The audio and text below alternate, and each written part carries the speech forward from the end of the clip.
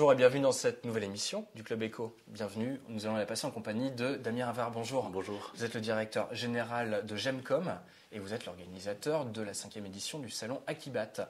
Redonnez-nous les dates évidemment et présentez-nous un petit peu ce salon qui est donc dédié à 4 filières, si je puis dire, travaux publics, bâtiments, nouvelles énergies et environnement. Tout à fait. En fait, c'est la totalité du secteur de la construction qui se réunit une fois tous les 2 ans à Bordeaux.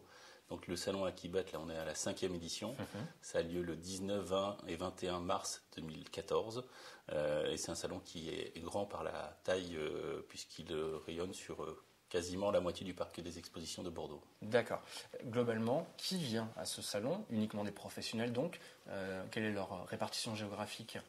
Alors, en fait, c'est tous les professionnels qui sont liés à l'acte de construire.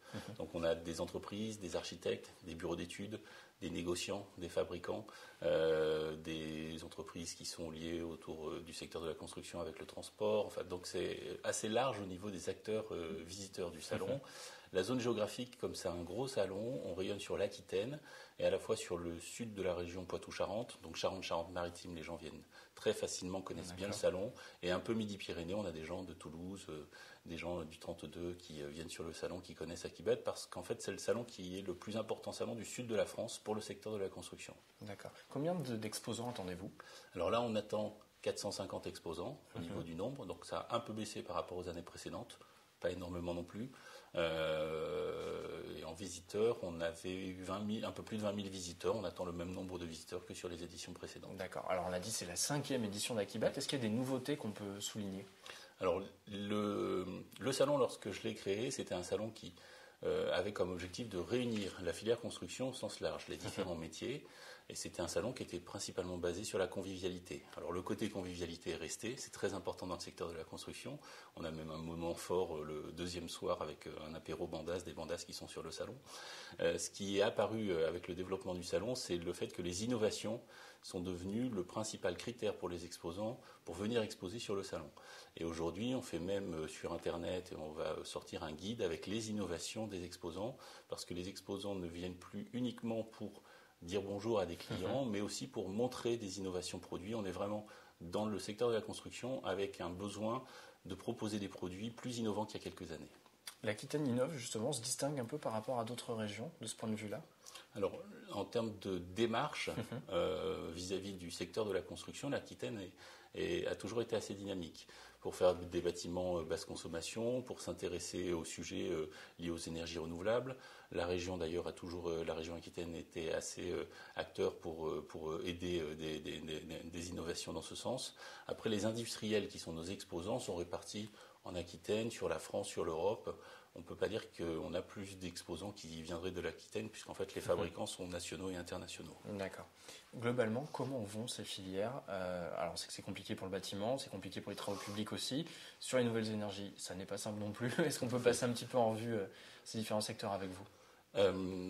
Alors en fait, il y a une expression qui dit quand le bâtiment va, tout va. Et effectivement, en ce moment, ça va un peu moins bien au niveau économique. Ça se ressent dans le secteur de la construction.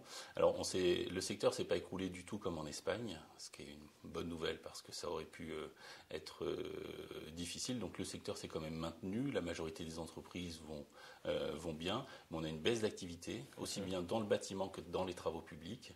Alors là, c'est lié à un certain nombre de facteurs économiques et politiques. Si on construit moins de logements neufs parce qu'ils sont moins subventionnés, parce qu'il y a moins d'aides, parce que les gens ont moins d'argent, ça va faire moins de travail derrière pour les gens qui sont dans le secteur de la construction.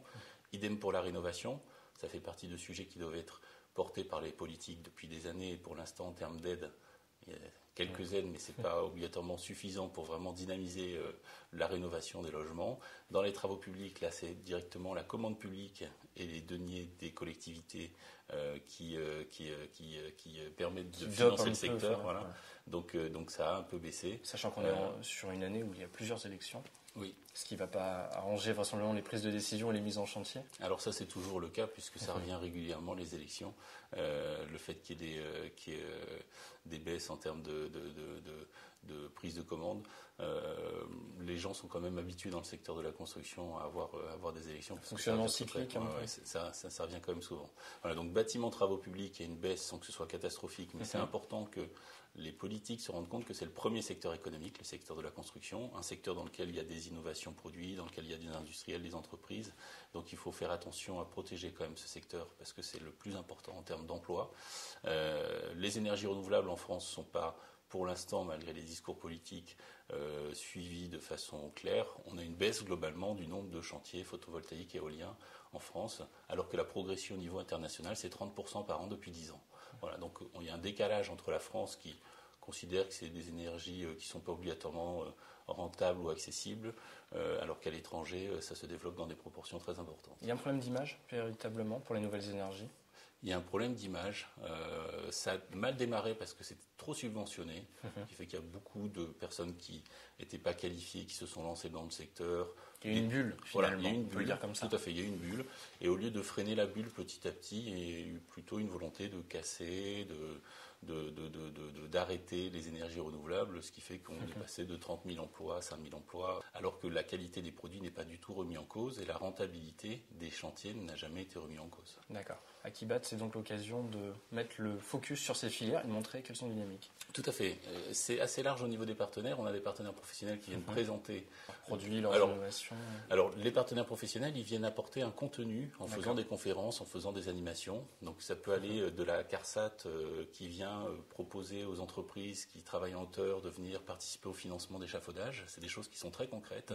Ça va être la CDPEA avec l'Ordre des architectes qui fait un concours sur les bâtiments les plus exemplaires en Aquitaine et qui l'objet de ce concours, le concours a déjà été lancé et la remise de prix se fera sur Akibat.